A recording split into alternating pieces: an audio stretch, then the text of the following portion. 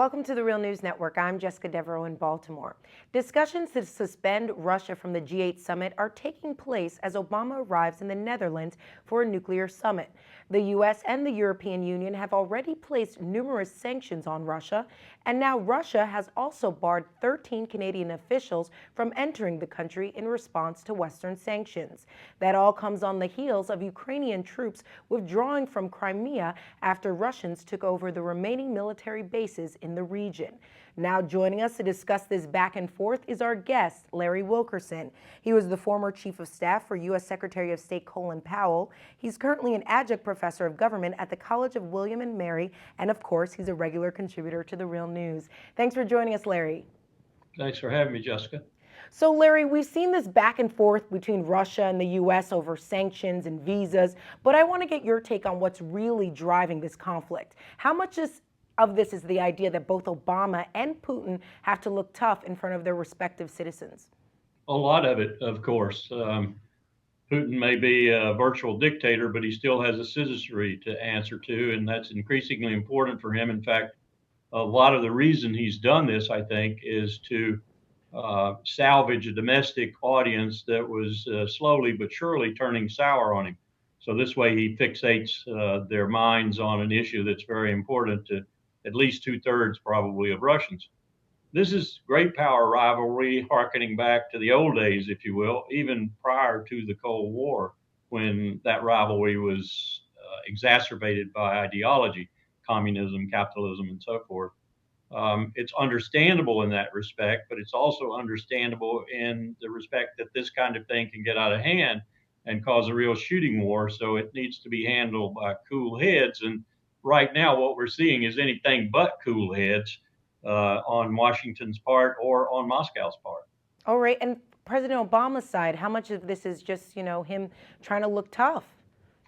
That's part of it. It has to be, given the opposition that he has in my party. Some of the Luddites like John McCain and Lindsey Graham and others are calling for almost look like they're calling for military action and for further expansion of NATO and so forth, which is pure nonsense. It's what got us in trouble in the first place. These are the people who are behind some of the things that in Georgia and Ukraine have gotten the Russians anxious, and now acting on that anxiety. So we're as much to blame for what's happened in Ukraine and before that in Georgia as anybody else. And it's really sort of ridiculous for us to sit and pontificate as if we weren't.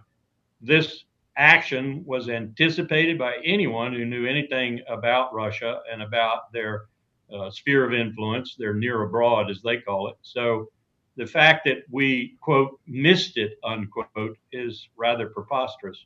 Larry, you have a background in diplomacy. So if you were advising Secretary of State Kerry, would you advise him to actually just quietly de facto accept and recognize Crimea as being a part of Russia? I think what we have to do here is much of what Putin did with regard to Kosovo. And that is we have to seek a solution that's best for all parties involved. And that solution, as much as we might not like it, I say some of us might not like it, and it ultimately would be best for Ukraine too, I think, is that we allow things to settle down a little bit. We stop this rhetoric hurling stones at one another. And as much as we can, we tamp down our domestic audiences. And we look at a future where Ukraine is a buffer state between Russia, which increasingly hates NATO, and NATO, which perhaps of late is fearful of Russia or resurgent Russia. So we need some buffer here. And Ukraine is a buffer. And that also works out best for Ukraine because then you don't have Moscow messing with Kiev and you don't have Washington and Berlin and others messing with Kiev. What they should be doing is not fomenting coup and revolution and bringing freedom and democracy to the world. What they should be doing is trying to figure out a way to make Ukraine stable and eventually well-governed and prosperous. And that's done not by people fomenting coups in capital cities. It's done by the best good offices of the European Union, the best good offices of Moscow, and ultimately the United States, working with Ukraine in a neutral way to bring about a stable and prosperous economy and political structure. That's what needs to be done. And let's forget about this business of starting a war and putting divisions on borders and flying airplanes and all the other things that look a lot like Sarajevo 1914. All right, I want to get your take on the U.S.'s role in the way the crisis in Kiev has thus far resulted in this unconstitutional transitional government. What do you think their role has been? Well, the United States' role has been the same in Kiev, I think, that it is in Caracas and that it was before in Damascus. And that is essentially fomenting regime change. Whether you're doing it through the National Endowment for Democracy, its counterparts, the IRI and the NDI, or with the CIA, are all in tandem, which is what I think we're doing.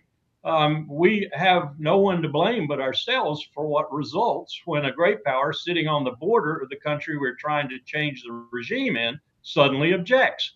I mean, this is Hungary in 1956 when we egged by propaganda and CIA covert actions the Hungarians to rise up, and they rose up, and the Soviet tanks rolled in.